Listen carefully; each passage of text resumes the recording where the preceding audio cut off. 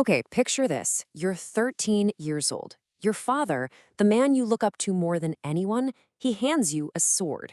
And then he gives you a secret command. Hunt down your own uncle and kill him. Seriously, what do you do?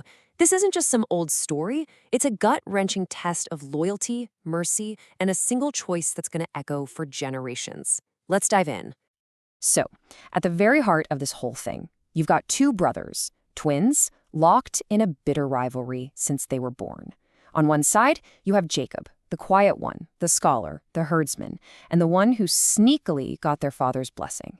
And then you have Esau, the wild hunter, the warrior, a man just absolutely on fire with a sense of betrayal. This is way more than just sibling rivalry, you know? It's a clash over destiny itself, and all that simmering anger is about to get passed down. Because see, this story isn't just about Jacob and Esau anymore. Esau's rage has been forged into a weapon, and he's about to put that weapon right into the hands of his own son, a boy who has no idea he's about to be thrown into the dead center of this epic family feud. And here he is. Meet Eliphaz. He's only 13, but he's already a master with a bow, a skilled tracker, basically trained by his dad to be this fearless hunter. He even walks and talks with this swagger he picked up from Esau because all he wants in the world is his father's approval. But beneath all that, here's the real fight, the internal one. What happens when your loyalty to your father goes head-to-head with your own conscience? And this is the moment it all goes down. In secret, Esau gives his son this absolutely chilling command. This isn't just an order, it's a mission. It's an adult's bloodthirsty revenge placed squarely on the shoulders of a child. And Eliphaz, he doesn't even hesitate. He grabs 10 of his mother's brothers, and they set out right away. They are moving fast, tearing through the rugged mountains like a true hunting party, with one single deadly goal. They follow Jacob's trail with this terrifying precision, closing the gap, until finally, they corner him near the border of Canaan. And right here, near Shechem, the chase is over. The confrontation begins. You can just feel the tension in the air as the young hunter finally comes face to face with his prey, who just happens to be his own uncle. Jacob just freezes. He has no idea why he's being hunted. He sees his nephew, sure, but he also sees 10 armed men and drawn swords. And his question just hangs there in the dusty air, filled with confusion and, you can bet, a whole lot of fear.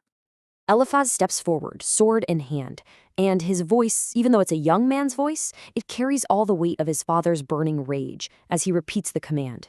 In this moment, he's not a boy anymore. He's the instrument of Esau's vengeance, and he is determined not to fail him. Jacob, realizing just how much danger he's in, makes this desperate plea.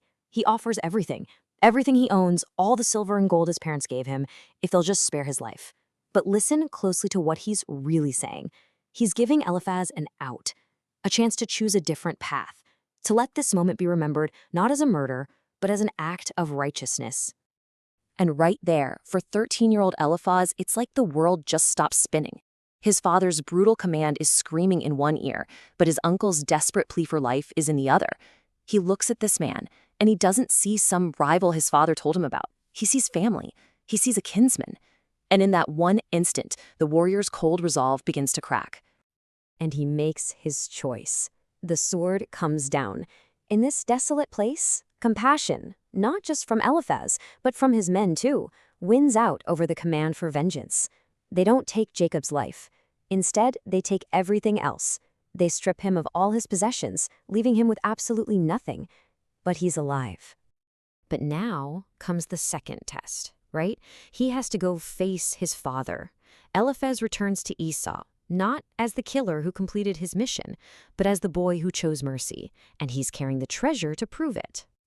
And Esau is furious, just completely enraged. His thirst for revenge is nowhere near satisfied. But Eliphaz's men, they back him up. They explain that Jacob's begging moved them to pity. They offer up the wealth, but to Esau, it's just a shiny symbol of his son's failure to follow orders. So let's look at the fallout, because this is where it gets really interesting. It's like a scorecard for a terrible family drama. Jacob, he loses every single thing he owns, but he keeps his life and, importantly, the blessing. Eliphaz, Well, he loses his father's approval, at least for now, but he gets to keep his conscience. And Esau? He doesn't get his revenge, but he does get all of Jacob's stuff. It's this messy, bitter outcome for everyone. So as Esau is sitting there, stewing in his anger and surrounded by all this new treasure, something inside him starts to shift. His fury starts to clear just enough for him to see a very bitter, very painful truth about his own life. He finally starts connecting the dots, and man, it is not a pretty picture. He remembers his father Isaac giving Jacob the blessing. He realizes Jacob was sent away specifically to obey his parents and find an approved wife.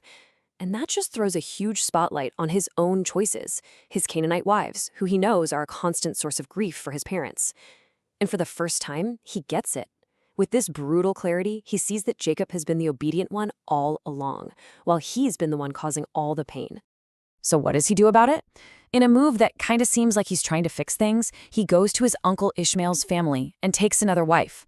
But he doesn't stick around to try and patch things up with his parents. No. Instead, he gathers his family, his flocks, his whole life, and he leaves. He relocates his entire clan to Mount Seir, far, far away. And with that one move, the fracture becomes a permanent break. Esau doesn't choose forgiveness or reconciliation. He chooses distance. The deep, ugly rift between these two brothers, the feud that almost led to a boy murdering his uncle, it's now a physical reality, a vast valley separating their homes, their destinies, and their descendants for good. And it all leaves us with this huge, lingering question. When you inherit a war you didn't start, when a parent's bitterness is handed to you like a loaded weapon, how in the world do you decide where loyalty ends and where your own morality has to begin?